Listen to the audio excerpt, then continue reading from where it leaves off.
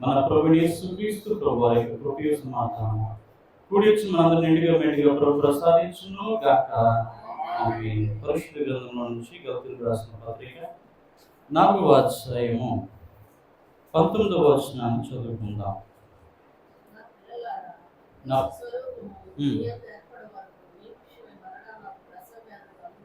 చాలండి. ప్రియమైన దేవుని పిల్లలారా, నా పిల్లలారా, క్రీస్తు స్వరూపము మీ అందు ఏర్పడు వరకు మీ విషయమై మరలా నాకు ప్రసవ వేదన కలుగుతున్నది.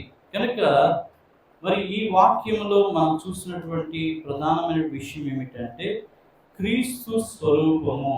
ఈరోజు అంశం ఏంటంటే క్రీస్తు స్వరూపము లేక క్రీస్తు సారూప్యత, క్రీస్తు తాలూకా రూప లావణ్యములు మీ అందు ఏర్పడు వరకు నాకు ప్రసవ వేదన కలుగుచున్నది అని చెప్తున్నటువంటి వారు ఎవరు అంటే అపోస్తుడైనటువంటి పౌలు గారు తన సంఘాన్ని ఉద్దేశిస్తూ సంఘము క్రీస్తు రూపంలో పరిపక్వత చెందడం లేదని తనలో ఉన్నటువంటి ప్రసవ వేదన అంటే బాధను వ్యక్తపరుస్తున్నట్లుగా చూస్తున్నాం. యేసు క్రీస్తు కలిగినటువంటి ఈ మనస్సు మీరును కలిగి ఉండని ఫిలిప్పీయులకు రాసిన పత్రిక 2వ అధ్యాయము 5వ వచనంలో రాయబడిన రీతిగా ఇంతకీ యేసు క్రీస్తు ప్రభువారి మనస్సులో ఏముంది అంటే ఆయన మనస్సు ఎలాంటిది అంటే నిస్వార్థమైనటువంటి మనస్సు. యేసయ్య మనసు ఏం చెప్పండి? నిస్వార్థమైనటువంటి మనస్సు. అంటే ఎటువంటి స్వార్థము లేకుండా ఈ లోకానికి తనను తాను మనందరి కొరకు బలిగా అర్పించుకోవడానికి, శిలువలో రక్తము కార్చడానికి, మనుషులందరి పాప ప్రాయశ్చిత్తార్థమైనటువంటి బలిగా దేవుడు కోరినట్టుగా, తండ్రి అయిన దేవుడు కోరినట్టుగా అతను నరకబడి యెహోవాకు ఇష్టమైన తన్ను తాను హోమార్పణముగాను బలి అర్పణగాను ప్రధాన యాజకుడైనటువంటి ప్రభువే స్వయంగా ఆ బలి యాగమై మనందరికీ కూడా తన యొక్క రక్తము చిందించడం ద్వారా పాప క్షమాపణ అనేది అందరికీ ప్రసాదించినటువంటి గొప్ప మనస్సు. కనుక ఆయనకి ఇంత రక్తము చిందింపబడుతున్నా, ఇంత క్రూరంగా ఆయన హింసింపబడినా ఆయన చేసినటువంటి ప్రార్థనలో ఏం కనిపిస్తుందంటే క్షమాగుణం కనిపిస్తుంది. తండ్రి వీరేమి చేయించినారో వీరెరుగరు, వీరిని క్షమించును. కనుక ఈ లోకంలో చిన్న చిన్న తప్పిదాలు ఏం చేయలేము, మనము క్షమించలేము. కానీ ఎంతో ఘోరమైనటువంటి పాపాలు క్షమించగలిగే శక్తిమంతుడు ఎవరంటే యేసు ప్రభువారు. కాబట్టి క్షమించడానికి యేసయ్య తను తానుగా బలి అర్పించుకొని క్షమించాడు. ఏమి చేయకుండా క్షమించకపో అని అంటే వేరే, కానీ నీ పాపం వరకు నేను చనిపోయాను కనుక నీ పాపం ఉండదు. నీ పాపం నుండి ఏమవుతుంది? ప్రాయశ్చిత్తార్థమైనటువంటి బలిగా నేను అర్పించబడ్డాను కనుక నీకు విమోచన కలిగింది. ఎవరైతే ఈ మాట నమ్ముతారో వారికి విమోచన. దేని నుంచి విమోచన? పాపము నుండి, శాపము నుండి, పితృదోషం నుండి, అలాగే గత జన్మ కాలంలో చేసిన పాపాల నుండి ఏమొస్తుంది? విమోచన కలుగుతుంది. కనుక చాలా మందికి ఒక నమ్మకం ఉంటుంది, ఏంటి అంటే గత జన్మలో నేను ఏదైనా చేసిన, గత జన్మ ఉందో లేదో అనేది బైబిల్ అయితే చెప్పలేదు. కానీ ఒక వంశపారంపర్యంగా వస్తున్నటువంటి వీటిలో మనిషి ఏదైనా తప్పిది చేస్తారు. అందుకనే దేవదాసయ్య గారు అన్నారు, పూర్వజన్మమునందు పూర్తిగా పాపిని, అందుకే ఈ బాధ పొందుచున్నాను అని ఇట్లు మనసు అనుకోననే వద్దు. అది నిజమే అయినా అది కూడా పోగొట్టు. రక్షకుడున్నాడు తక్షణమీరం, ఆయన మానవుడైనట్టి దేవుడు. ఈ మాట నమ్మిన ఎంత ధన్యుండవు. మనసులో ముద్రించుకొని శాంతి పొందుము, మనసులో ముద్రించుకొని శాంతి పొందు మిత్రుడరము. కనుక ప్రియమైన తెలుపులారా, పూర్వజన్మ దోషం అంటే పితృ దోషములు. పితరులైన వారు ఏదైతే చేస్తున్నారో ఆ దోషములు ఎక్కడికి వస్తాయండి? తన పిల్లలు మనవల దగ్గరికి వస్తాయి. ఎలా వస్తాయి అంటే వారు చేసిన దోషాన్ని దేవుడు చెప్తున్నాడు. 3-4 తరముల వరకు తండ్రుల దోషము కుమారుల మీదకి రప్పిస్తాను. ఇప్పుడు ఆ దోషాలు పోవాలంటే దోషరహితుడైనటువంటి యేసు క్రీస్తు దగ్గరికి వచ్చి ప్రార్థన చేసుకుంటే మీకు ఆ 3-4 తరాల దోషం ఏమైపోతుంది? పరిహారం అవుతుంది. ఇది సత్యము. నమ్మితే దేవుని మహిమను చూస్తాము. దేవుడు మనకి క్షమాగుణాన్ని బట్టి ఆయన క్షమాపణ మనస్సు ద్వారా మనకు క్షమించువారైనారు. ఈ మాట నమ్మాలి. నమ్మితే మన మీద ఉన్నటువంటి పితృదోషం పోతాయి, మన దోషాలు పోతాయి, మన పాపాలు పోతాయి, మనకు ఉన్నటువంటి రోగాలు అన్నీ కూడా ఏమవుతాయి? పాపం బట్టి రోగం, రోగం బట్టి అనేకమైనటువంటి రుగ్మతలను బట్టి మనిషి హీనుడు అవుతున్నాడు, తీరుడు అవుతున్నాడు, అప్పులు అవుతున్నాడు, ఇబ్బందులు పడుతున్నాడు, చెరువులు లేవనటువంటి మిగిలిపోయినటువంటి స్థితిలోకి వెళ్ళిపోతున్నాడు. కనుక ఇవన్నిటి నుంచి బయటికి రావాలి అంటే ఎవరిని ఆశ్రయించాలి? దేవుని ఆశ్రయించాలి. యెహోవాను ఆశ్రయించినాడు ధన్యుడు. కనుక ప్రియమైన దేవుని పిల్లల పాప ఫలితములే వ్యాధులు, బాధలు, కష్టములు, అప్పులు, శోధన, వేదన, అనేకమైన వ్యసనములు, ఇవన్నీ కూడా పాప శోధనలు, పాప సంబంధితమైనటువంటి రీతిగా మన మీదకి దాపరిస్తున్నాయి. కనుక వీటన్నిటి నుంచి ఉపశమనం కలిగించేది ఎవరంటే యేసు క్రీస్తు ప్రభువు. కనుకని యేసు గొప్ప రక్షకుడైనటువంటి దేవుడు. ఈ లోకం ప్రపంచం అంతా కూడా ఈరోజు యేసయ్య వెనకాల ఎందుకు ఫాలో అవుతున్నారంటే యేసయ్య నిత్య జీవం ఇస్తాడన్న సంగతి అందరికీ కూడా తెలుసు. కనుకనే యేసయ్య వెనకాల వెళ్తున్నారు. The everlasting life will be given by the Lord Jesus Christ only. There is no any other God. ఎవరు కూడా అలాంటి గొప్ప దేవుడు లేరు. కనుక ఈ దేవుడు అద్వితీయమైనటువంటి దేవుడు. అద్వితీయుడు అంటే ఆయన లాంటి వాడు ఇంకొకడు ముందు లేడు, ఇక మీదట ఉండడు. ఆయనే యూనిక్, అంటే ఆయనే సాటి. కనుక ఆయనకి ఎవరు సాటి రావు. అటువంటి గొప్ప దేవుడు యేసు ప్రభువు. ఆయన మనస్సు ఒకటి నిస్వార్థమైన మనస్సు. ఎటువంటి స్వార్థము లేకుండా తనను తాను అర్పించుకోవడానికి, మనందరినీ రక్షించుకోవడానికి, ఈ లోకానికి నశించుచున్న వారిని వెలికి రక్షించడానికి వచ్చినటువంటి మనిషి కుమారుడు, దైవ కుమారుడైనటువంటి ప్రభువు. ఆయన ఎవరైతే ఆశ్రయిస్తారో, ఆయన ఎవరైతే విశ్వసిస్తారో వారికి నిత్య జీవము దేవుడు ఇచ్చేవాడు, కానీ ఆయన ఎవరి దగ్గర చేకూర్చుకునేవాడు కాదు. గమనించండి, యేసు ప్రభువు ఇచ్చేవాడే కానీ తీసుకునేవాడు కాదు. ఆయన నిస్వార్థమైన వాడు. రెండవది నెంబర్ 2, ఆయన ప్రేమించేవాడు. ఏం చెప్పండి? ప్రేమించే మనస్తత్వం ఉంది. ఎంతగా ప్రేమిస్తాడంటే ఎంత ఘోర పాపినైనను సరే పాపిని ప్రేమించి పాపాన్ని ద్వేషించేటువంటి గొప్ప దేవుడు. పాపిని ప్రేమిస్తాడు, పాపాన్ని ఏం చేస్తారు? ద్వేషిస్తారు. కనుక ఎంత ఘోర పాపినైనా సరే క్షమిస్తాడు, ప్రేమిస్తారు. పాపము నుండి దేవుడు ఉపశమనము కలిగిస్తారు. ఆ వ్యక్తిని దేవుడు ఆదుకుంటాడు. కనుక చాలా మందికి ఇది చాలా విడ్డూరంగానో లేకపోతే ఈ మాట చాలా ఇబ్బందికరంగానో ఉంటుంది. ఏంటంటే ఎంత ఘోర పాపి అయినా క్షమించడం ఏంటి? అలా అయితే నేరస్తులు పెరిగిపోతారు అని అనుకుంటారు. ఎప్పుడు క్షమిస్తాడో ఆ విషయం సరిగ్గా అవగాహన లేని వాళ్ళు ఏమంటారంటే అలా అర్థం చేసుకుంటారు, అపార్థం చేసుకుంటారు. యేసు ప్రభువు ఎప్పుడు క్షమిస్తారంటే నీవు పశ్చాత్తాపము చెంది నీ పాపముల కొరకు నీవు ఏడుస్తే, కన్నీరు కారిస్తే, ఆ యొక్క దుఃఖముతో దేవుడి దగ్గర వేడుకుంటేనే, ఇక మీదటి నా పాపాలు చెయ్యను అనుకుంటేనే నీకు పాప క్షమాపణ కలుగుతుంది. లేకపోతే పాప క్షమాపణ అనేది యేసు ప్రభువు కూడా ఇవ్వలేరు. గమనించండి, చాలా మందికి ఈ విషయం అర్థం కావట్లా. ఏమండి పాపాలు క్షమిస్తాడు అంటున్నాడు యేసు ప్రభువు అని జనాలు అందరూ కూడా ఏం చేస్తున్నారు? ఆయన దగ్గరికి వెళ్ళిపోతున్నారు అని. ఆయన ఎప్పుడు క్షమిస్తాడు, ఎలా ఉంటే క్షమిస్తాడు అని అర్హత ఎవరికి కూడా తెలియదు. పశ్చాత్తాపముతో, అతి దుఃఖముతో, వేదనతో నీవు చేసిన తప్పిదాలకి క్రీస్తు దగ్గర ఆయన శిలువ యొద్ద కన్నీరు కార్చి ఆ కన్నీటి ప్రవాహంలో నీ పాపములన్నీ కూడా ఎవరి మీదకి వెళ్ళిపోతాయి? క్రీస్తు శిలువలోనికి వెళ్ళిపోతే, క్రీస్తు శిలువలో నీ పాపములన్నీ కూడా శిలువ వేయబడితే నీవు పరిశుద్ధుడు అవడానికి క్రీస్తు రక్తం నీలోనికి ప్రవాహం వలి వచ్చి, అందుకని ఎవరైతే క్రీస్తు వెలుగులో అన్యోన్య సహవాసం కలిగి ఉంటారో వారికి క్రీస్తు రక్తం వారి ప్రతి పాపం నుండి వారిని ఏం చేస్తుంది? పవిత్రపరుస్తుంది. కనుక మొదటి యోహాను రాసిన పత్రికలో మరి 7వ వచనంలో అది రాయబడి ఉంటుంది. కనుక ఎవరైనా క్రీస్తు వెలుగులో ఏమన్నా అన్యోన్య సహవాసం, వెలుగు అంటే దేవుడి వాక్య సహవాసంలో, ఆయన సన్నిధి సహవాసంలో, ఆయనతో ఆత్మీయ సహవాసంలో ఉన్న వారికి క్రీస్తు రక్తం ప్రతి పాపం నుండి వారిని ఏం చేస్తుంది? పవిత్రపరుస్తుంది. కనుక క్రీస్తు పరిశుద్ధుడు. ఒకటి ఆయన నిస్వార్థపరుడు, రెండవది ఆయన ప్రేమమయుడు, మూడవది ఆయన పరిశుద్ధుడు. ఆయన నమ్మిన వారు ఏమవుతారు?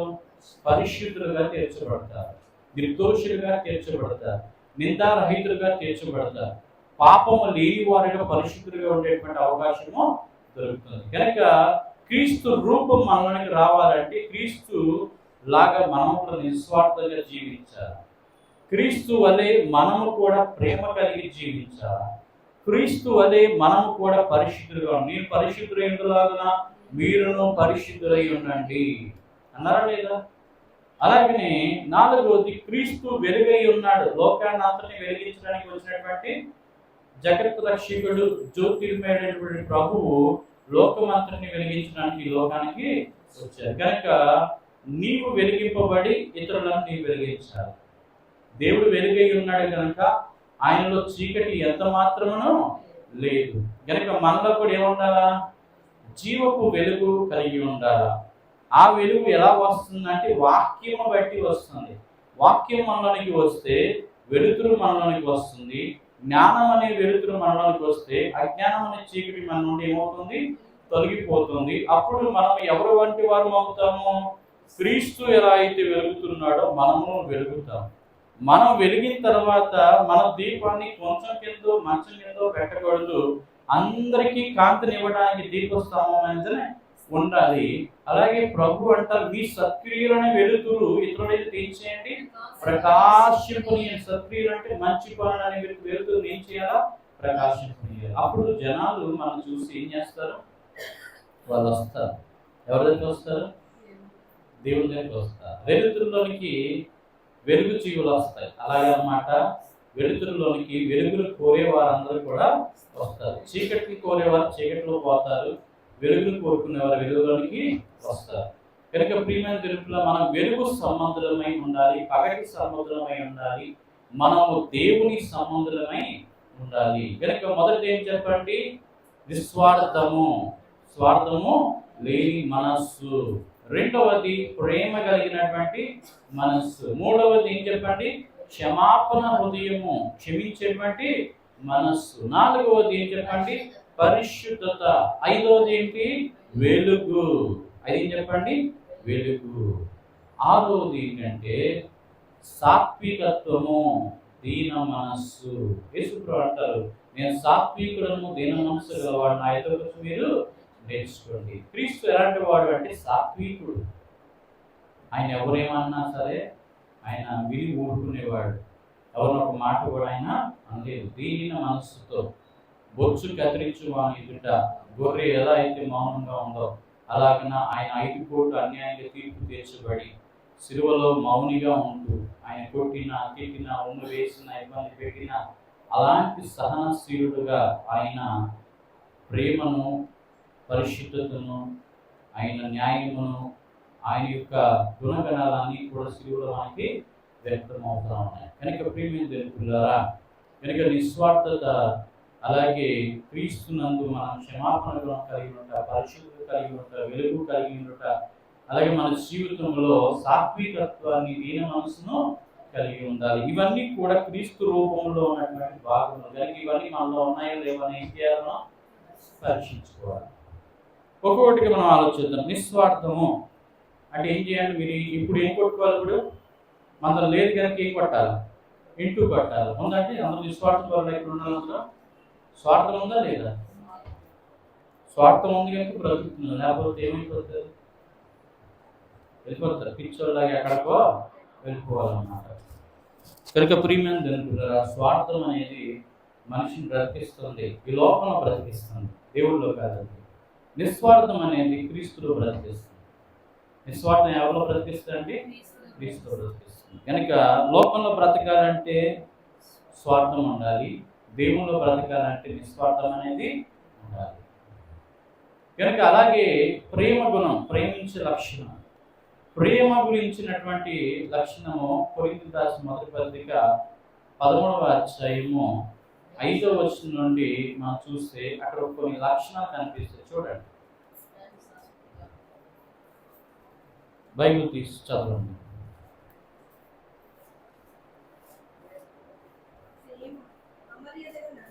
మొదటి నుంచి ప్రేమ, దీర్ఘశాంతం, పైన చదవండి.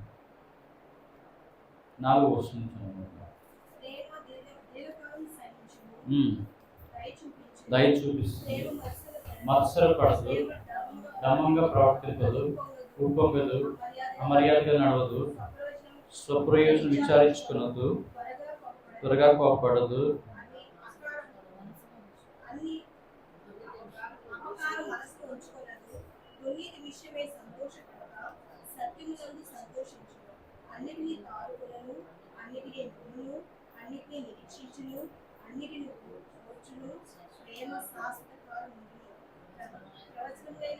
చాలమ్మా. ప్రేమ గురించి మాత్రమే చదువుతున్నాం. ప్రేమ దీర్ఘశాంతము కలిగింది, దీర్ఘకాలము సహిస్తాం, సహనము, ఓర్పు, అలాగే అమర్యాదగా నడవకుండా, స్వప్రయోజనం విచారించుకోకుండా, మరి దుర్నీతి ఎందుకు సంతోషించగా, సత్యమునందు సంతోషిస్తూ, ప్రేమ డమ్మంగా ప్రవర్తింపదు, ఉప్పొంగదు, అమర్యాదగా నడవదు. కనుక ప్రేమ ఎవరికైతే ఉంటుందో వారన్నింటిలో కూడా దీన మనస్సు కలిగి ఉంటారు.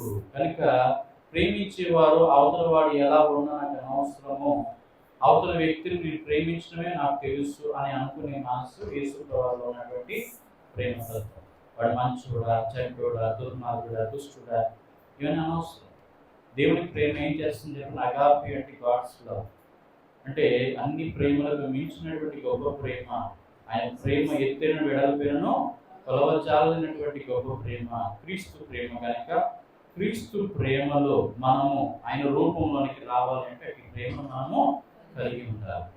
కనుక ఈ ప్రేమ అన్ని విషయాల్లో పాల్గొవాలి, అన్నిటినీ ఓర్చుకోవాలి, అన్నిటినీ నిరీక్షించాలి. ప్రేమ శాశ్వత కాలము ఉండేది. మంచిగా ఉంటే ఒకలాగా, చెడ్డగా ఉంటే ఒకలాగా మారిపోయేది ప్రేమ అయితే ఆ ప్రేమను ఏమంటారంటే అది ఇహలో ఒక స్వార్థపూరితమైన ప్రేమ. నిస్వార్థం ఉండాలి. ప్రేమలో ఏమన్నా చెప్పండి? నిస్వార్థత. స్వప్రయోజనము విచారించుకున్నదంటే అర్థం ఏంటంటే ఈ ప్రేమలో ఇవ్వటమే కానీ తీసుకోవడం అనేది ఎక్స్పెక్టేషన్ అనేది ఉండదు. కనుక యేసు ప్రభువు వారు అలాగే ప్రేమించాడే కానీ ప్రేమను అందుకోవడానికి ఈ లోకానికి ఆయన ప్రేమించినా ప్రేమించకపోయినా ఆయన దగ్గరికి వచ్చిన వారందరికీ సహాయం అనేది చేస్తారు. బరబ్బని బందిపోటు దొంగ శిక్ష పొందడానికి అర్హుడైనటువంటి వ్యక్తిని బరబ్బ కత్తికీకరణకు పొద్దు లేదు, నీతో నీ చేతులు కలపలుగా నీ కోసం నా ప్రాణము పెడతా అన్నాడు. ఎవరైనా అంటారండి?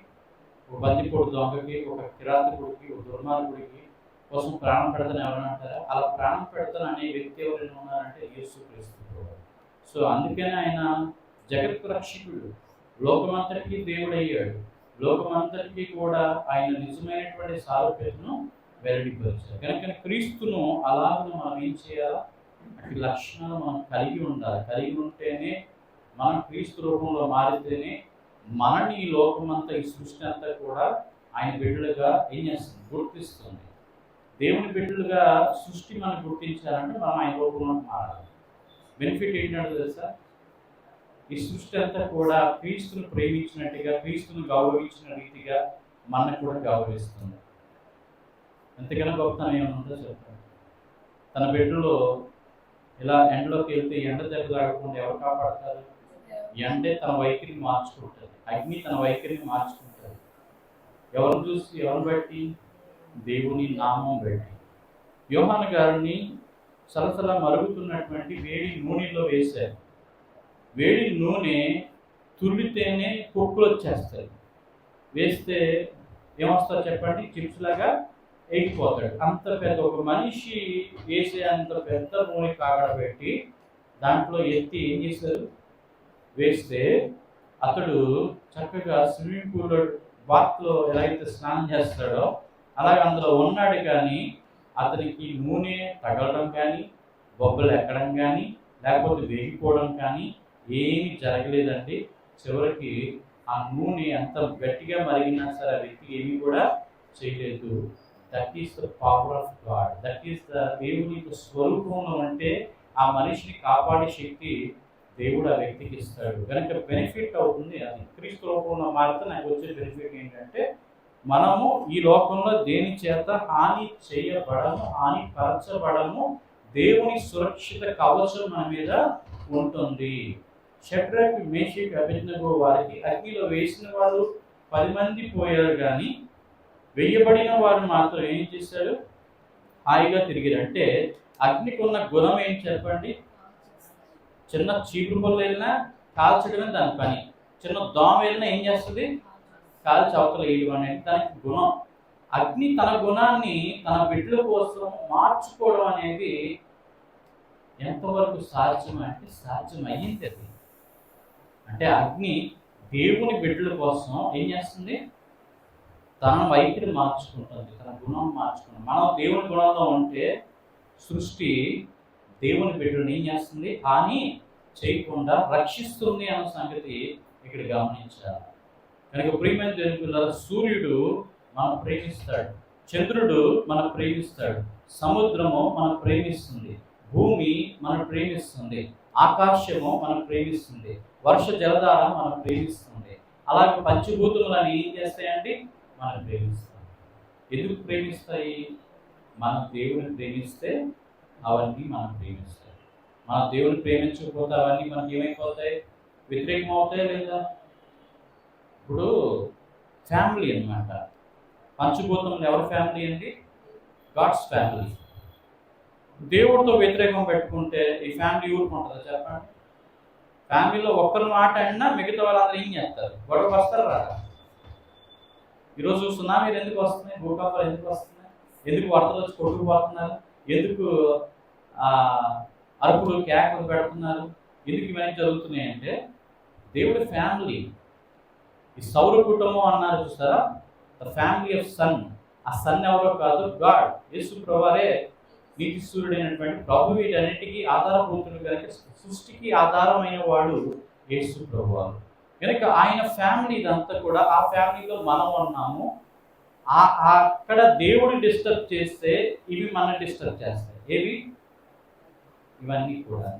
ఇంకోటి కూడా గమనించాలి, దేవుడికి ఇంకొక పేరు ఉంది, సైన్యములకు అధిపతికు యెహోవా అని అతనికి పేరు. సైన్యంలో అంటే దోమల సైన్యం, ఈగల సైన్యం, మిడతల సైన్యం, పాముల సైన్యం, ఇంకేం చెప్పండి, క్రిమికీటకాల సైన్యం, బ్యాక్టీరియా సైన్యం, వైరస్ సైన్యం, ఎన్ని రకాలైతే ఉన్నాయో అన్ని వ్యాధులు కూడా దేవుడు సైన్యమే.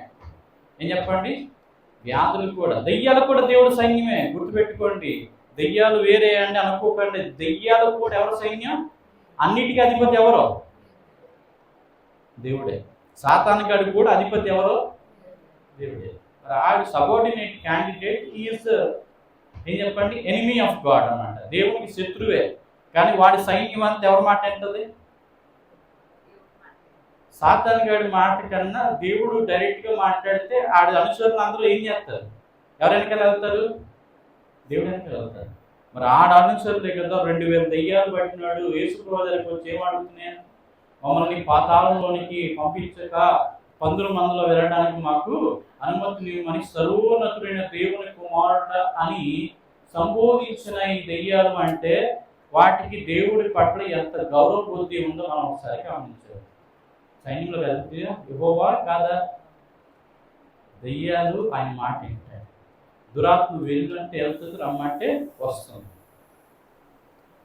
కానీ నమ్మట్లేదండి. నమ్ముతున్నారు లేదా? దెయ్యాలకి అధిపతి బయలుదేరు అని ఎవరన్నా అన్నారు? అన్నారు. కరెక్ట్ మాట, అబద్ధం మాట. అంటే అధిపతే కాదా? వాస్తవానికి అధిపతే కాదా అతను? అన్నిటికీ అధిపతే.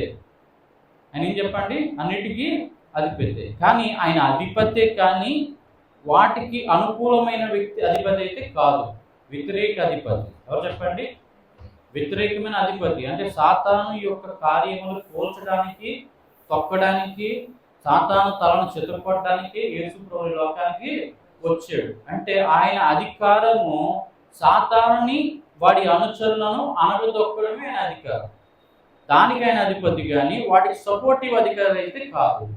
అది గమనించాలి. నిజమే, దేవుడు దెయ్యాలకి ఏంటి, అన్నిటికీ, దేవతలకి, అందరికీ కూడా ఏం చెప్పండి, దేవుళ్ళకి కూడా అధిపతి ఆయనే.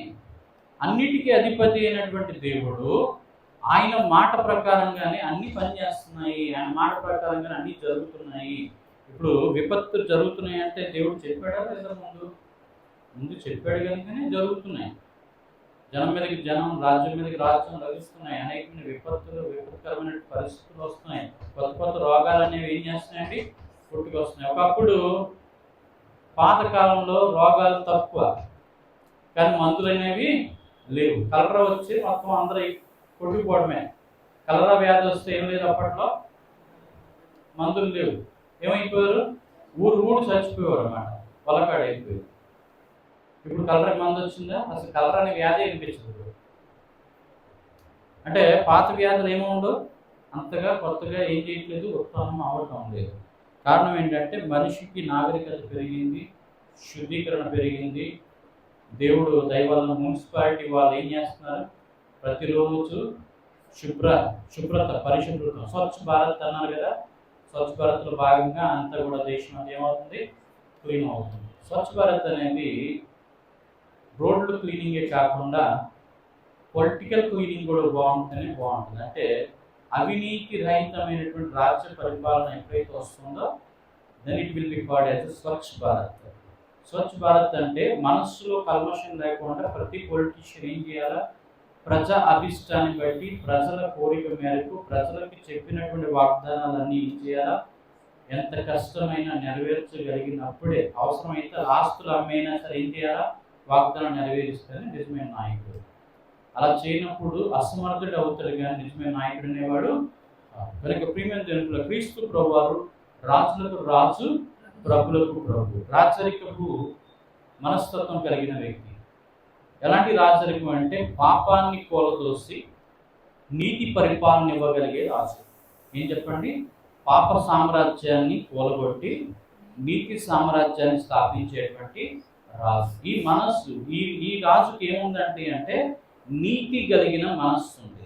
ఏ మనస్సు ఉంది, నీతి కలిగిన మనస్సు. నీతి అంటే ఇహలోక సంబంధమైనటువంటి స్వనీతి కాదు, దుర్నీతి కాదు, ఇది సునీతి. సునీతి అంటే తన కోసం తాను ఆలోచించకుండా పక్కనోడి కోసం ఆలోచించే మనస్తత్వాన్ని ఏమంటారండి, సునీతి అని. స్వనీతి అంటే నీ స్వార్థం గురించి నువ్వు ఆలోచించుకుంటే స్వనీతి. దుర్నీతి అంటే నీ స్వార్థం కోసం పక్కనోడిని ఇబ్బంది పెట్టడం ఏం చెప్పండి, దుర్నీతి అంటారు. కనుక ఇలా 3 రకాలైనటువంటి నీతులు ఉన్నాయి. ఈ నీతిని బట్టి ఆ మనిషికి తీర్పు అనేది ఏమవుతుంది, దేవుడు తీర్పు తీరుస్తూ ఉంటాడు. కనుక మనలో ఏముండాలి చెప్పండి, సునీతి ఉండాలి. ఏ నీతి ఉండాలండి, సునీతి. అంటే దీనికి బెస్ట్ ఎగ్జాంపుల్ ఏంటంటే, ఇప్పుడు మీకు బాగా ఆకలేస్తుంది, మీరు కాస్త ఏదో బాక్స్లో టిఫిన్ తెచ్చుకున్నారు, అది మీరు తింటున్నప్పుడు ఎవరో ఒక వ్యక్తి వచ్చి అయ్యా ఆకలేస్తుంది అని అంటే, నీవు నోట్లో పెట్టాల్సింది కూడా పెట్టకుండా బాక్స్లో పెట్టేసి బాక్స్తో ఆ వ్యక్తికి ఇస్తే సునీతి అంటారు. ఏం చెప్పండి, అంటే నీ ఆకలిని నువ్వు పక్కన పెట్టి పక్కనోడు ఆకలిని తీర్చడమే సునీతి. స్వనీతి అంటే ఏంటంటే, నువ్వు తింటున్నప్పుడు ఆడు వచ్చి డిస్టర్బ్ చేయమాక అని ఆడిని తోలేసి నువ్వు మొత్తం తినేయడం ఏం చెప్పండి, స్వనీతి. ఇప్పుడు దుర్నీతి అంటే ఏంటో తెలుసా అండి, ఈ వ్యక్తి ఇవ్వలేదని ఆ వ్యక్తి ఈ బాక్స్ లాక్కొని పోవడం ఏం చెప్పండి, దుర్నీతి. ఎవరైతే లాక్కుపోతాడో, ఎవరైతే ఇబ్బంది పడతారో, ఎవరైతే అనేక రకాలుగా హారాస్మెంట్ చేస్తారో వాళ్ళని ఏమంటారంటే దుర్నీతి పరులు అంటారు. దుర్నీతి మంచిదంటారా? దేవుడు అంటాడు మానవ నీతి దేవుని దృష్టిలో ఏం చెప్పండి, మురికి గుడ్డ లాంటిది. కనుక ప్రతి వ్యక్తి కూడా తాను ఇబ్బంది పరచబడకుండా ఉండాలి అంటే ముందు ఇతరులను ఇబ్బంది పెట్టకుండా మనము చూసుకోవాలి. కనుక ఎప్పుడైతే అది మనసు కలిగి ఉంటామో అప్పుడు అన్ని మంచి జరుగుతాయి, చెడు అనేవి కూడా జరగవు. మన జీవితంలో ఇప్పుడు ఎన్ని విషయాలు నేర్చుకున్నాం యేసుప్రభువు దగ్గర మనసు నుంచి? నిస్వార్థత. ఏం చెప్పండి, స్వార్థం ఉండకూడదు. అంటే పక్కన వాడిది పొరుగు వాడిది ఏమీ కూడా ఏం చేయకూడదు, ఆశించకూడదు, అలా ఉండాలని అనుకోకూడదు. అలాగే ఆ వ్యక్తి నాకంటే ఎక్కువైపోతున్నాడు ఇగో అనేది పడకూడదు. అలాగే మత్సర పడకూడదు, ఆ వ్యక్తి మీద అహంకార దృష్టి కలిగి ఉండకూడదు. ఆ వ్యక్తి మంచిగా ఫలించాలని కోరుకోదు, కానీ ఏం చేయకూడదు, దేవాచారాలను మాత్రం మనసులో కోరుకో. పగ పెట్టుకోకూడదు, అసూయ పడకూడదు, కార్పణ్యం ఉండకూడదు, కోపం ఉండకూడదు, ద్వేషము ఉండకూడదు. ఇవన్నీ లేకుండా ఉండేది నిస్వార్థమైనటువంటి మనసు. అంటే ఇవేమి ఉండకూడదు, ఉంటే నిస్వార్థం అవుతుంది. రెండవది ప్రేమ. ప్రేమ అనేది దీర్ఘకాలం సహిస్తుంది, దయ చూపిస్తుంది, మత్సరపడదు, డమ్మంగా ప్రవర్తించదు, ఉప్పొంగదు, అమర్యాదగా నడవదు, స్వప్రయోజనం విచారించుకున్నదు. ప్రేమ అన్నిటినీ తాను, అన్నిటినీ ఓర్చును, అన్నిటిని నిరీక్షించును. ప్రేమ శాశ్వత కాలము ఉంటుంది కనుక అటువంటి శాశ్వత కాలము ఎన్ని ఒడుకులు వచ్చినా, సమస్యలు వచ్చినా ప్రేమ అనేది ఏం చేయకూడదు, విడిచిపెట్టకుండా ప్రేమించేటువంటి ప్రేమ తత్వం. మూడోది ఏం చెప్పండి? క్షమించడం. ఏం చెప్పండి? ఎంత ఘోర పాపినైనా క్షమించాలి. చిన్నదైనా పెద్దదైనా మనం క్షమిస్తే మన దేవుడు ఏం చేస్తాడు? క్షమిస్తాడు. కనుక నాలుగవది పరిశుద్ధత. పరిశుద్ధత అంటే క్రీస్తును కలిగినటువంటి మనస్సు పరిశుద్ధత. మనకి ఆలోచన శుద్ధిగా ఉండడం, మన జీవన విధానము శుద్ధిగా ఉండటం, మన కార్యాచరణ అనేది శుద్ధిగా ఉండాలి. మన ప్రవర్తన, మన నడత, మన దృష్టి, మన యొక్క వినికిడి, మనకు ఉన్నటువంటి భావశుద్ధి, మనకు ఉన్నటువంటి బుద్ధిశుద్ధి, జ్ఞానశుద్ధి, అన్ని రకాలైనటువంటి శుద్ధులు ఏం చేయాలా? కలిగి ఉండటమే క్రీస్తు లాంటి పరిశుద్ధత కలిగి ఉండటము. కనుక మన నోటి నుంచి ఏం రాకూడదు? దుష్ట మాటలు కానీ, అలాగే నీచ మాటలు కానీ, శపితమైన మాటలు కానీ, కించపరిచే మాటలు కానీ, అవమానపరిచే మాటలు కానీ ఏం చేయకూడదు? మన నోటి నుండి రానికి. నోటి వాక్ శుద్ధి ఉండాలన్నమాట. మన మాట కూడా ఏమి ఉండాలా? శుద్ధిగా ఉండాలి. కనుక ఇటువంటి శుద్ధులు కలిగి ఉండటమే దేవుడు మనకి ఇచ్చినటువంటి శుద్ధి, పరిశుద్ధత అనేది. పరిశుద్ధత మనం కలిగి ఉండాలి, ఇతరులు కూడా పరిశుద్ధతకి నడిపించాలి. నెక్స్ట్ ఏం చెప్పండి? వెలుతురు. వెలుగు కలిగి ఉండాలి. వెలుగు అంటే మనం చేసే మంచి క్రియలే వెలుగుకరంగా ఉండాలి. ఇతరులైన వారి యొక్క జీవితాల్లో జ్ఞానాన్ని వెలిగించేటువంటి వారంగా ఉండాలి, అజ్ఞానాన్ని తొలగించే వారంగా ఉండాలి. వెలుతురు అంటే టార్చ్ లైట్ వేసుకోవడం, లేకపోతే బ్యాటరీ లైట్ వేయడం, లేకపోతే జనరేటర్ లైట్ వెలిగించడం కాదండి. మనమే లైట్గా ఫోకస్ అనేది. అంటే మనం చూసినోడికి ఏం భావన కలగాలంటే, జ్ఞానం అంటే ఇలా ఉండాలి, ప్రార్థన జీవితం అంటే ఇలా ఉండాలి, భక్తి జీవితం అంటే ఇలా ఉండాలి, పరిశుద్ధత అంటే ఇలా ఉండాలి అని మన దగ్గర నుంచి వాళ్ళు ఇన్స్పైర్ ఏం చేయాలా? They have to learn from us. అది మన దగ్గర నుంచి నేర్చుకునేటట్లుగా మనం వెలుతురు ఇతరులైతే ఏమవ్వాలా? ప్రకాశించాలి. ప్రకాశించినప్పుడు వారు ఆ వెలుతురులో రావడానికి ఏమవుతారు? ఆకర్షితులవుతారు. కనుక అటువంటి వెలుగు అనేది మనలో ఉండాలి. నెక్స్ట్ ఇంకేంటి? మర్చిపోతున్నారు అందరూ డల్గా. ఏం చెప్పండి? నిస్వార్థత. మొదటి నుంచి చెప్పండి. నిస్వార్థత, ప్రేమ, క్షమాపణ, పరిశుద్ధత, వెలుతురు. నెక్స్ట్ సాత్వికము, దీన మనసు. ఏం చెప్పండి? సాత్వికము, దీన మనసు. అందుకనే బుక్ తెచ్చుకొని రాసుకుంటే ఏమవుతుంది చెప్పండి? ఎవరైతే రాసుకుంటారో వారు ధన్యులు. ఈనేసి వెళ్ళిపోతే ఇప్పుడు ఇక్కడుంటేనే మీకు గుర్తుండట్లేదు, బయటికి వెళ్తే గుర్తుంటుంది అంటారా? ఇంటికి వెళ్ళిన తర్వాత మీ ఇంట్లో ఎవరైనా అడుగుతారు ఏం చెప్పారు ఈరోజు అని అంటే ఏం చెప్తారు? ఏదో ఒకటో రెండు గుర్తున్నాయి కానీ మిగతా గుర్తు లేనప్పుడు వ్యర్థమైపోతుంది కదండి. ఇక్కడ ఎంతసేపు కూర్చొని చెప్పిన మాట ఏమవుతుంది? వ్యర్థమవుతుంది. అందుకని యేసుప్రభువారు అలర్ట్గా ఒక మాట చెప్పాడు, సాతాను మీ హృదయంలో నుంచి వాక్యం ఎత్తిపోకపోకుండా జాగ్రత్త పడండి అన్నాడు. సాధారణంగా ఏం చేస్తాడంటే మీ హృదయం నుంచి వాక్యాన్ని ఎత్తుకుపోతాడు. ఇంకా సాత్వికము, దీనము. సాత్వికం అంటే ఏంటండి? మృదువైన మాట క్రోధమును చల్లార్చు. మన మాట శాంతియుతంగా ఉండాలి, సమాధానకరంగా ఉండాలి, మంచితనంతో ఉండాలి, సాత్వికంతో ఉండాలి. సాత్వికులు దాని వారి భూలోకంలో స్వతంత్ర. సాత్వికులు నాకు జీవ వృక్షం. ఒక మాట, ఒక మనిషి అక్కడ కోపాగ్నితో ఉన్న మాట కూడా చల్లగా ప్రేమగా చెప్పాడు అనుకోండి, ఏమవుతుంది? అలాగే అంటే సెట్ అయిపోద్ది. అక్కడ ఏముండదు, ఇంక సమస్య అనేది అక్కడ ఉత్పన్నం కావడానికి అవకాశం అనేది లేదు. కనుక సాత్విక, దీన మనసు. దీన మనసు అంటే ఏంటి? దాంభికం ఉండకూడదు, గర్వం ఉండకూడదు, అహంకారము ఉండకూడదు, నువ్వేంటి నాకు చెప్పేది అనే తత్వం అనేది ఉండకూడదు. ఎవరు చెప్పినా విని అర్థం చేసుకొని ఓకే అవతల వ్యక్తిని ఏం చేయాలా? సంతోషపరిచే విధంగా ఉండాలి తప్ప కించపరిచే విధంగా ఉండకూడదు. చిన్న చిన్న పిల్లలు ఒకసారి మన దగ్గరికి వచ్చి ఏవో సిల్లీ క్వశ్చన్స్ అడుగుతూ ఏవో మాట్లాడుతూ ఉంటారు, అది తెలిసింది ఏదో చెప్తూ ఉంటారు. అప్పుడు కూడా వాళ్ళని ఏం చేయాలో తెలుసు? ప్రేమగా పలకరిస్తూ మంచిగా మాట్లాడుతూ అవునా అలాగా నీకేం తెలుసు అని ఏం చేయాలా? అని అడిగితే వాడు ఏదో చెప్తాడు. నువ్వు ఆపరా నీ మాటలు, నీ స్టోరీ అని అన్నావు అనుకోండి, ఏమవుతాడు? ఇక రెండోసారి వాడికి ఏ ఐడియా వచ్చినా ఏది వచ్చినా సరే he won't develop that knowledge. ఒక పిల్లలను మనం ఎంకరేజ్ చేస్తే he will speak out some of the things. అది మంచో చెడు అది బయటకు వస్తే వీ మేక్ దెమ్ కరెక్ట్. అవునా కదా? పిల్లల్ని కరెక్ట్ ఎలా చేయగలుగుతాం అంటే వాళ్ళతో ఫ్రెండ్లీగా మాట్లాడుతూ దే విల్ బి బయటపడతారన్నమాట. ఎలా ఉంటుంది వాళ్ళ మనస్తత్వం ఏంటి, ఎక్కడ ఏది నాటబడింది, వాళ్ళ హృదయాల్లో ఎవరు ఏమి వేశారు అనేది ఏమవుతుంది అక్కడ నాటబడింది అనేది మనం పెరిగేయచ్చు. చిన్నదనుకోండి, అరే ఇది రాంగ్ రా, ఇలా మాట్లాడకూడదు, తప్పు, అలా ఎవరు నేర్చుకున్నా ఎప్పుడు నేర్చుకున్నాను ఏం చేయాలి అని ఖండితంగా చెప్పినప్పుడు వాడేమో ఇది కరెక్ట్ కాదేమో అనుకుని ఏం చేస్తాడు, ఈ విల్ రెక్టిఫై హాఫ్ హిమ్సెల్ఫ్. కనుక సాత్వికము దీన మనస్సు అంటే చాలా మందిని ఆదరించేటువంటి మనస్సు. ఇప్పుడు ఎవరినైనా సరే గౌరవించాలి. ఇప్పుడు మురికి గొడ్లు వేసుకుని వచ్చిన కూడా we have to give the respect అంటూ దట్ పర్సన్. అటు బట్టలు బట్టో, ఆ కంపు వస్తున్నాను బట్టో, లేకపోతే తాగి వచ్చాడనో, లేకపోతే ఇంకేదో ఏం చేయకూడదు, కించపరచకూడదు. ఆ వ్యక్తికి రెస్పెక్ట్ ఇచ్చి ఏం చేయాలి, మాట్లాడేటువంటి మనస్తత్వం ఎప్పుడైతే మనం ఉంటుందో అది సాత్వికత్వం అంటుందా.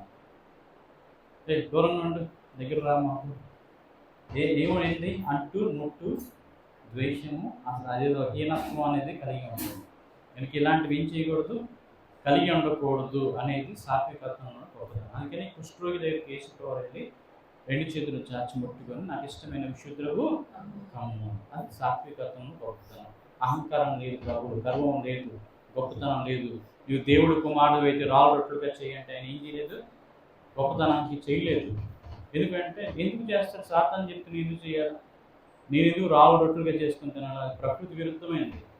రాళ్ళు ఎవరికైనా రొట్టెలు అవుతాయండి, రాయి తిన్నట్టు అవుతుంది, రొట్టె తిన్నట్టు అవుతుంది, అది అవుతుంది. అందుకే మనుషుడు రొట్టె వలన మాత్రం కాదు కానీ దేవుని నోటి నుంచి ప్రతి మాట వలన జీవిస్తాడు. కనుక అలాగే మన జీవితంలో కూడా ఏం చేయాలా, పరిశుద్ధమైనటువంటి రీతిగా సాత్వికత్వాన్ని దీన మనసు కలిగి ఉండాలి. నెక్స్ట్ 7వ ఏం చెప్పండి, ఇప్పుడు చెప్పారు సార్ మీరు, నీతి. ఏం చెప్పండి, నీతి. 7వ ఏమి ఉండాలి, మనకి నీతి కలిగి ఉండాలి. నీతిమంతులు ఎలా అవుతాం అంటే విశ్వాసం మూలంగా నీతిమంతులు అవుతాం. దేవుడి మీద విశ్వాసం ఉంటే, అపారమైన విశ్వాసం బట్టి మనం ఏమవుతాం అంటే నీతిమంతులుగా తెచ్చుకుంటాం. కనుక ఆ నమ్మకము, ఆ విశ్వాసము, దేవుని యొక్క నీతిని మనం ఎప్పుడు కలిగి ఉండడమే ఆ సునీతి వస్త్రం అనేది మన మీద ఉండాలి. కనుక నీతి అనే వస్త్రాన్ని ఏం చేయాలా, ధరించుకోవాల్సిన వారు. కనుక ఈరోజు ఏం నేర్చుకున్నాం, మనం 7 విషయాలు క్రీస్తు రూపంలో నేర్చుకున్నాం. ఇవన్నీ మనలో ఉన్నాయో లేదా అని పరీక్షించుకోండి, లేకపోతే వాటిని వృద్ధి చేసుకోవడానికి ప్రయత్నము చేయండి. క్రీస్తు రూపం మీ అంత ఏర్పడే వరకు నాకు ప్రసవేదన కలుగుతూ ఉన్నది అనేది ఈరోజు అంశము. కనుక ఆయన రూపం మనలో ఉందా లేదా అనేది ఏం చేయాలా, మనమే మార్పులు వేసుకోవాలన్నమాట. ఇంటికి వెళ్ళిన తర్వాత ఏం చేయండి, ఈ 7 విషయాలు రాసుకొని ఇందులో లేకపోతే ఇంటూ కొట్టండి, ఉంటే రైట్ కొట్టండి, లేదు ఇంప్రూవ్మెంట్ చేసుకుంటానంటే ఏం చేయండి, 0 చుట్టి 1 నుంచి 10 వరకు ఏం చేయండి, మార్కింగ్ చేసుకుని రోజు కొంచెం కొంచెం కొంచెం కొంచెం ప్రయత్నం చేయండి. ఈరోజు 1%, రేపు 2%, రేపు 3%, 4% లాగా ఏం చేయండి, పర్సంటేజ్ పెంచుకుంటూ వెళ్ళండి. గ్రాఫ్ చేసుకొని పర్సంటేజ్ పెంచుకోండి. ఈరోజు మీరు తెల్లవారుజాము లేచిన తర్వాత ఇవన్నీ అంశాలు పెట్టుకొని తెల్లవారు నుంచి రాత్రి వరకు మీరు చేసిన దినచర్యను బట్టి ఈవినింగ్ ఏం చేయాలంటే, ఈరోజు నేను ఎంతమంది మీద కోపపడ్డాను దాన్ని బట్టి ఎక్కడ రాసుకోవాలి, మీకు సాత్వికత్వం దిన మనసు ఉంది కదా, అక్కడికి వెళ్ళిన తర్వాత ఈరోజు కోపపడ్డాను కనుక ఇంటూ కొట్టండి. అంటే ఒకసారి నెంబర్ 1. ఈరోజు ఎంతమంది ద్వేషించాను, ప్రేమ దగ్గరికి వచ్చేసరికి ఏం కొట్టండి, ఇంటూ కొట్టండి. అంటే ప్రేమలో ఏముంటుంది, ద్వేషం అనేది ఉండకూడదు. ఈ లక్షణాలు ఏవైతే ఉన్నాయో అక్కడ ఇంటూ కొట్టండి. అంటే ఒకవేళ మీరు ప్రేమించారు, ఒక శత్రువు వచ్చారు ఇంటికి అంటే ఆ వ్యక్తిని ప్రేమించారు అనుకోండి, ఏం కొట్టాలి మీరు అక్కడ, రైట్ కొట్టాలి. అంటే నేను ఇక్కడ విన్ అయ్యాను, అక్కడ ఏమయ్యాను, ఓడిపోయాను. ఇది మీరు రోజు కూడా చేసుకుంటే దినచర్యలో మీ లక్షణాలు అనేవి రోజు ఏమవుతాయండి, ఇంప్రూవ్మెంట్ అవుతాయి. ప్రాక్టీస్ చేస్తేనే, సాధన చేస్తేనే సాధ్యం అవుతుంది. మన శుక్రవారం ఏం వాక్యం చెప్పుకున్నాం, ఏం వాక్యం చెప్పుకున్నాం శుక్రవారం, సంతుష్టి సహితమైన దైవభక్తి గొప్ప లాభసాధనం. సాధనమై ఉన్నది. సంతుష్టి సహితమైన దైవభక్తిలో గొప్ప లాభ సాధన. అందుకని మరి ఈ వాక్యాలన్నీ కూడా చెప్పినవి పోకుండా ఉండాలంటే ఇందులో రికార్డ్ చేసి యూట్యూబ్ ఛానల్లో పెట్టడం జరుగుతుంది. మరి ఎంతమంది యూట్యూబ్ ఛానల్ని సబ్స్క్రైబ్ చేసుకున్నారో తెలియదు, కానీ చేసుకోండి. ఇక్కడ అయిపోయిన తర్వాత మళ్ళీ ఏం చేయొచ్చు, మీరు ఇంటికి వెళ్ళిన తర్వాత విని రాసుకోవడానికి మీకు అవకాశం ఉంటుంది. మీరు ఇంకా ఇతరులకు కూడా ఈ వాక్యాన్ని ఏం చేయొచ్చు, పంపించడానికి, షేర్ చేయడానికి అవుతుంది. కనుక ప్రతి వాక్యము కూడా ఒక ఆణిముత్యం లాగానే దేవుడు మనకు అందిస్తున్నాడు. This is the practical experience with God. డివోషన్లో, భక్తిలో ప్రాక్టికల్గా మనం ఏం చేయాలా, భక్తి జీవితం నిలబెట్టుకోవడానికి కోసం బాగా జరుగుతుందే కానీ మిమ్మల్ని ఏదో ఈ లోకంలో దీవుల కోసం, ఆశీర్వాదం కోసం ప్రలోభపెట్టి మీ మనస్సుని ఈ లోక సంబంధమైన వాటి వైపు మార్చడానికో ఇక్కడ బోధ అనేది జరగట్లేదు. దేవుని వైపు మళ్ళించి దైవరాజ్యానికి సిద్ధపరిచే విధంగానే వాక్యం అనేది చెప్పడం జరుగుతుంది. కనుక దేవుడు అటువంటి గొప్ప దీవుని ఆశీర్వాదం మనందరికీ దయచేసి దీవించి ఆశీర్వదించును గాక. ఆమేన్.